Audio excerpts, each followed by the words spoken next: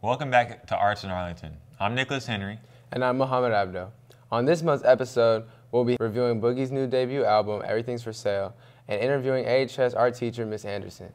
Arts in Arlington starts now. We got the arts. In Arlington, we got the arts. In Arlington, we got the arts. In Arlington, we got the arts. In Arlington, we got the arts. We got the arts. We got the arts. We got the arts. Hey, hey.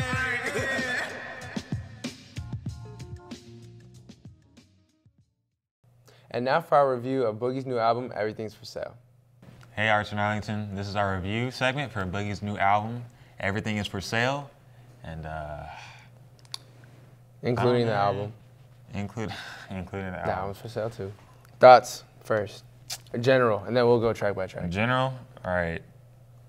I'm gonna just go with I think this album was okay. A lot of the production on this tape is very samey. It stays kind of constricted to its comfort zone a little bit, and that's not necessarily a bad thing, but with the tone that was set in the album, it is some very heavy downtimes where just nothing happens. And like, I'm not trying, it's like when you're watching a movie and you're waiting for that action scene to pop up to like really like keep you awake. It's so scarce. Like, there's really only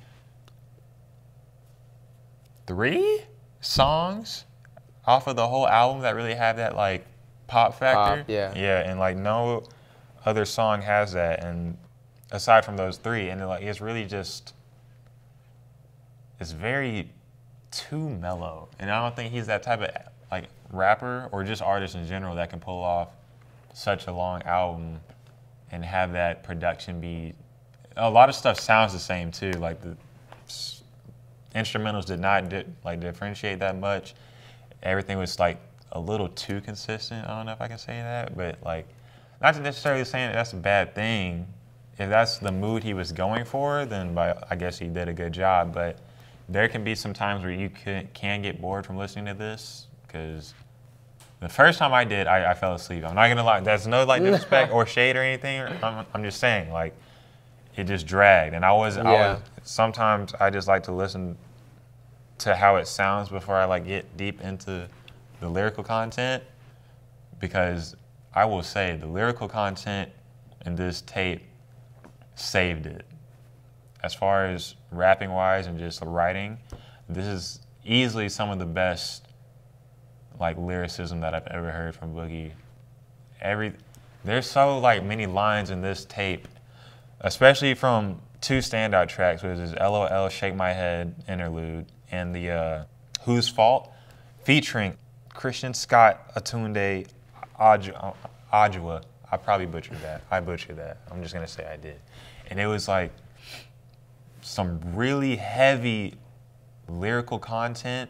Just, it's not even stuff that like amazes you with the wordplay or anything. It's just standout bars that just hit you in the gut. You're just like wow. Like I remember there was one line in the LOL. No, the first track, Tire Reflections, where he's just the intro to the track before the beat switches. It's the tire part, and he just says, "I'm tired of wondering whether or not God is real. I want to get murdered already." And I was just like, wow, like I couldn't even imagine like feeling that way, just to be that like, to having that struggle concerning your faith, and like trying to determine whether or not it's real, to the point where you're ready to leave Earth right now just to see like that's validation for your faith. I thought that was like something that bar just really like stuck out to me. It was like, because no one says that. Like, I've never heard anyone say anything like that. That was like really crazy to me. Yeah. So that's my general thoughts. I thought production, samey. Bars though, pretty good.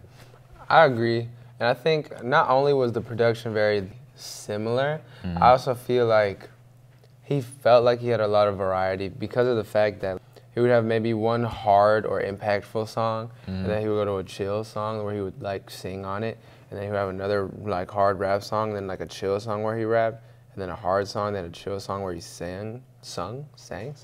He sang a lot. Yeah. which I know it is. And to be honest, his voice, let alone the beats were very similar, right?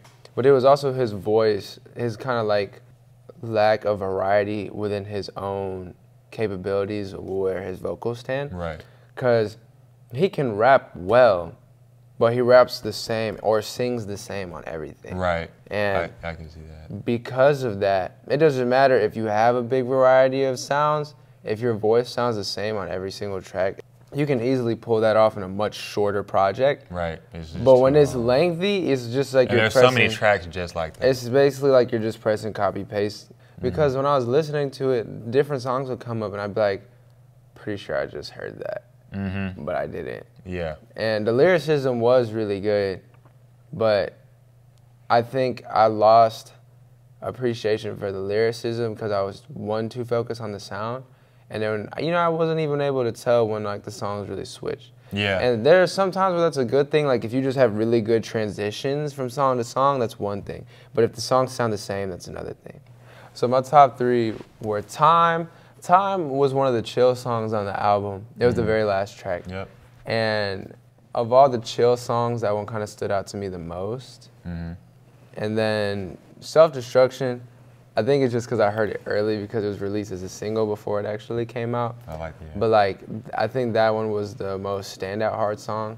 But for this one, the first song, which was Tired/Reflections, was my favorite, one of my favorites, just because one thing I want to say as an artist myself, it's very, very, very, very difficult to find a starting point when you're working on anything, whether that be music, art, visually, or like, anything that you're working on. It's always really hard to find a starting point. Say you're drawing something, pen to the paper, and you're like, all right, you're drawing a face, am I gonna start with the eyes, the nose, the mouth, the face shape, something like that. But then with like songs, even like when I'm writing my songs, I have a hard time like just starting a verse. Let it be a song, right? I can make a hook, but when it comes to my verse, I'm like, okay, I don't know how I'm going to, I can fill in the middle so well and I can end it, but I won't know how to start it because it's all about how you start. How you start is basically like a first impression of the song or your verse. And that is what's going to determine whether the people continue to listen. Especially nowadays when people are so quick just to press next on our phones or like just to, turn it, they won't really give it a chance. Because, sometimes you'll listen to one thing, you'll be like, oh, it was okay. Then you'll listen to it again, like through the whole way out, and you're like, whoa, I didn't realize like the second half was like so much better or something like that. Or if you would just listen to it the first time. So I think he started the album on a very, very, very good tone and delivered it well. And also because we discussed about how the album sounding-wise is very repetitive, since that was the first song, you don't get that staleness. That's why those 3 are my favorite. Because I like the way he started, I like the way he ended it, and then Self-Destruction was just a good song. It's funny that you say that, because even though I do like Tired Reflections, that track to me was the most contradictory, because the start of like the first bars before it switches, because it's Tired and then Self-Reflections, like 2 songs in one. So the Tired part starts off with bars saying, I'm tired of hearing this in rap, I'm tired of having this in my life. And I thought it was hilarious when he was talking about the parts where he was tired of hearing about conscious themes or trap themes that are generally found like a stereotype of rap. And then he's apparently supposed to be the antidote to that. Yes. Yet the rest of the body of the work, I think, reflects some stuff that I've already heard before, like theme-wise. So I was like a little disappointed when you're like, because when you start off like that, you're raising yourself to a standard. Yes. You're basically saying like, I'm not gonna resort to this. I'm not gonna downplay my craft to something like this. And it's not necessarily a downplay, but like you're setting yourself apart. You got to do something different, right? Yes. And so when you say that, like that's your first track, that's your opener, and then the rest of your body of work, you do some stuff like I've heard other rappers do. It's kind of a little disappointing. It's also hypocritical. Right. So, but I still did like the track. I think if I had my standout like tracks, I would have to give it to Tired Reflections, LOL, Shake My Head, the interlude, Whose Fault, Silent Ride and Soho. I give mine to Tide Reflection, Self-Destruction, and Time. Yeah. So, number ratings. What do you want to rate this? I'm giving it, personally, because I know Boogie can do better, I'm going to give it a 6 out of 10. 6 out of 10? I know he can do better. I feel like I should give it some more listens, but it was decent. I don't think it should have been as long as it was, but it was decent. I want to give it a 5 out of 10 until I listen to it one more time. All right. And back to the desk. Here we have our interview with students from the Little Shop of Horrors play coming soon. Welcome back to Arts and Island, y'all. Today, I'm going to be interviewing Caroline Morath and Grayson Todd about their roles in Little Shop of Horrors. So the first question I got for y'all is, what is the play about? Okay, so Little Shop of Horrors is about this flower shop on Skid Row, and it's about this guy named Seymour, and he works at the flower shop, and my character Audrey works there too. And so there's this giant plant, this man-eating, well, blood-eating plant that is trying to take over the world, and so he kind of tricks Seymour into doing all of these things. I won't give away all too much, but maybe Grayson can tell you a little bit more about his character and stuff. Yeah, so basically my character tries to figure out different ways to feed this plant in order to make it grow.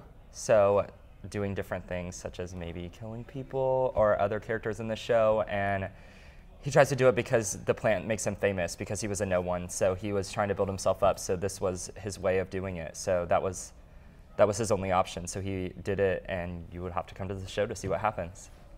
So what both characters are y'all playing? I play Seymour. And I play Audrey. What's Audrey's role?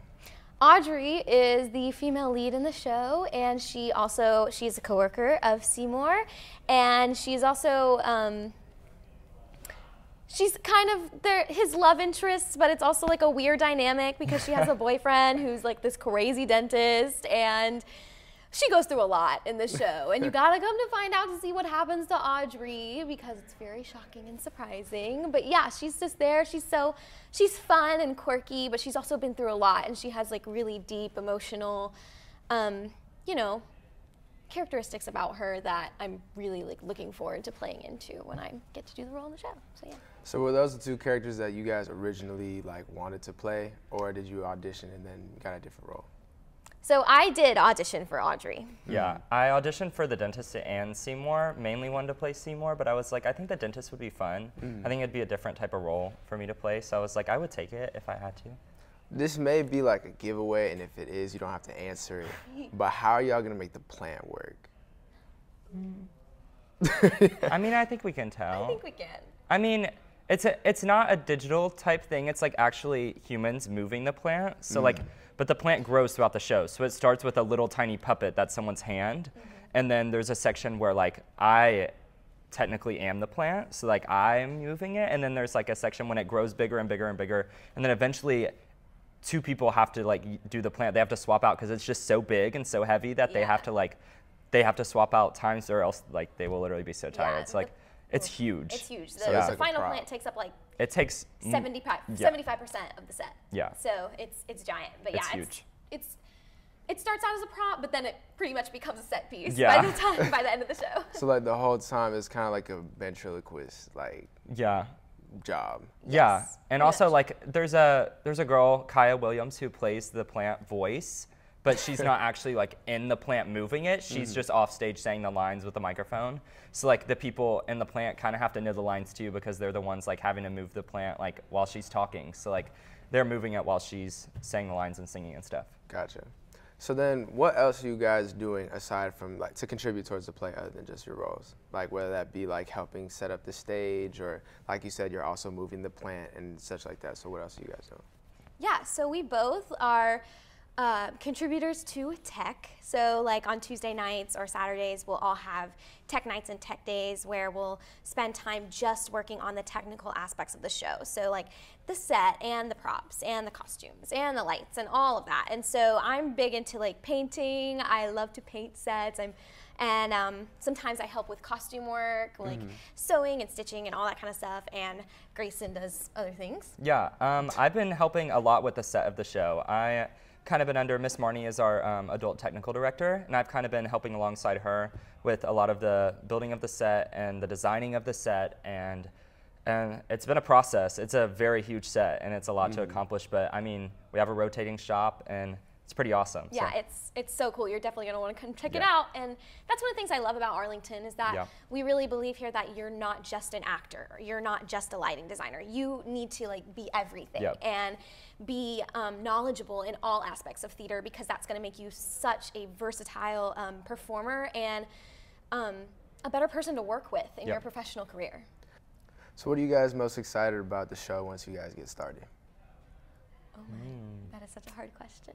I'm sure. I'm just so excited. I always get excited when everything comes together with costumes and makeup, especially. Like when I get the costumes on and I get the makeup and the hair, I really get way into the story, and it really puts me in that world, and just having the audience there, and I really feed off of audience energy. So based on what the audience is like that night, my performance kind of alters and switches, and just having that energy from them and being able to explore different ways to do things based off of that is so exciting to me, and I just cannot wait for audiences to see this story. I agree. It opens up like a whole new aspect to the show when you put on the costume and the lights hit you and like the audience is in front of you, and it's just such a different feeling than dress rehearsal week and all of that. It's just when the audience gets there, you can literally feel how much they're enjoying the show, and you can feel the energy. And being on stage that long, I get the energy from them. Like I can feel it. Yeah, it's great. It's like all your hard work paying off. Yeah. Right. So with that being said, when are show times, show nights? April 4th to the 6th. There's the April 4th at 7, April 5th at 7, April 6th at 2 p.m. and 7 p.m. Got it. So thank you guys for joining us. I appreciate you guys so much for being here. And back to you guys at the studio. Now let's see the interview with Miss Anderson. Hello, my name is Nicholas Henry, and this is Arts in Arlington. And today we are joined by Miss Anderson, who is an art teacher, and she will be here to provide us a perspective on what it's like to teach art here at the school, and to give you an insider view on how it is to basically go through the art class. And so I'll just start with the icebreaker. How long have you been teaching here at Arlington High School? Gosh, I've been teaching in Arlington for 11 years now, 17 years total as a teacher, but 11 years here, yes. Where did you teach previously? Previously, I started out as a middle school teacher. I taught at Dexter Middle School for 3 years, and then I moved over to Bolton. That's when I jumped into high school, which I loved, and then made it over here to Arlington. That's cool. So what is your, give me your perspective on like what the environment is like here. Wow, for an art teacher, it's fantastic. We've got an amazing administration that's very supportive of the arts and everything that we do here. They're very helpful and just give us everything that we need to provide our students with a great art program. I think from a student standpoint, I think that environment is very nurturing. I think the art room is a real safe place for most of my students to go to. I know that I've had students say that they love coming to school and they love coming to the art room and being able to express themselves that way. Is that the kind of environment that's built here right now? Is that different from the previous school that you used to work at? I was in other very good schools and environments for art. I've had good experiences everywhere I've been. I think that this school it takes it definitely to the next level. Like I say, we've got the PAVE Academy, which has really brought some new exciting things to the school for all the fine arts. So I think that our like I say, our administration here, from locally and even at the board, everybody's so supportive of what we do here. So when it comes to artists, no artist is really the same. So they always have a unique style that they have to develop on their own. So what is it like for you to give your input and with all these different styles? Like, how is it to help each different kid and develop their style when it comes to art? I think that is the most fun thing about my job, and the thing I enjoy the most about, especially the AP program, is getting to help students find their artistic voice and learn how to express themselves through their art. I think everybody's got something to say, whether they're trying to create a reaction of joy or maybe make someone react in a way that causes them to take action, or maybe even make them feel a little uncomfortable about whatever it is they're trying to say. I think that's the thing I enjoy the most, and I think that them being able to discover that and figure out how to communicate that is really a rewarding part of my job. Do you have like any specific pieces that stood out to you, like because they were just so unique? That my students have done? Mm-hmm. Gosh, I think every year, you know, there are some artworks that just kind of blow my mind, you know. And usually every student, my students do several portfolios with their AP concentrations. They have to do a concentration that shows variety, and then a concentration that's kind of visually and artistically cohesive and conceptually cohesive, I should say. And I think every student I have taught has ended up with at least one piece that just kind of blows my mind that's really good. But sometimes there's concentrations where the whole thing is really, really strong and causes a lot of conversation. So those are my favorite ones that kind of, you know, I enjoy those. When someone is working on a piece, is there anything that should take top priority? Like, what's something that you should take the most consideration out of, like, when you're doing art? Is there anything you should focus on, like, specifically? You know, I think different artists or art teachers would probably give you different answers. The thing that for me is most important with my students is that I think craftsmanship is very important. A lot of people would say, no, the concept is the most important thing, or maybe, you know, the technique is the most important thing. I think craftsmanship is very important. I think that we need to, that's what I try to foster with my students, is how to take the idea that they've come up with, but make it look as good as they can so that they can communicate their message. So I would say craftsmanship. So compared to other, like, values, why is it that you think craftsmanship outweighs, or not necessarily outweighs like the others, but like why is it like the most important in, like, in your opinion? You could have a really great idea, but if you don't have the skills and the techniques to produce it, then the idea is going to fall short. Right. You have to be able to have the skills and the techniques and know how to make something look good enough to actually be able to communicate the message that you're trying to put out there. Why do you believe art is important, just in general terms? Well, you think about art. Art permeates everything in life, okay? We wouldn't be sitting in these chairs without artists. We wouldn't be wearing these clothes without artists. This building wouldn't be here without artists. Art absolutely, for a civilized society, is absolutely one of the most important things we have. And you think about societies that we have lost. What do we have left? We have the art. That's how we know what you know happened before we were here. Art is so important to everything we do, and it's a way we express ourselves. It's in some ways how we entertain ourselves. You know what we're doing right here with this TV show. This is art. So it's so important for communicating, for expressing, for entertaining. Just it goes so on so many levels. It's important. I've always thought if like art was lost, then that would just take away a lot of human identity, because I think a lot of that just goes into what it means to be human, because you get to show what makes you unique. Yes. That's how I always look at it. I absolutely agree with that. So can you tell us about the AHS Senior Art Show? Yes, we have every year an annual art show. It's our culminating event. It's a real big deal for our artists. It includes our seniors, but it's also all of our Art 1, 2, 3, 4 graphic media students as well. And this year we're going to do it a little bit differently. It's going to be kind of an evening with the arts. It's going to include all of the fine arts strands here at Arlington. We'll have some impromptu performances, theater, music. We'll have some videos running on a loop and you know, in an area. I think that will be in the library area. We'll have refreshments. It's going to be a really big, exciting event this year. So we're looking very forward to it. Well, thank you. There you have it. That was Ms. Anderson about the AHS art program. And thank you. We'll catch you next time. Thank you. And finally, here's our special segment. Thank you for watching. We hope you enjoyed this month's episode of Arts in Arlington. Be sure to tune in next time. Arts in Arlington ends now. We got the arts. In Arlington, we got the arts. In Arlington, we got the arts. In Arlington, we got the arts. In Arlington, we got the arts. We got the arts. We got the arts. We got the arts. Hey, hey, hey.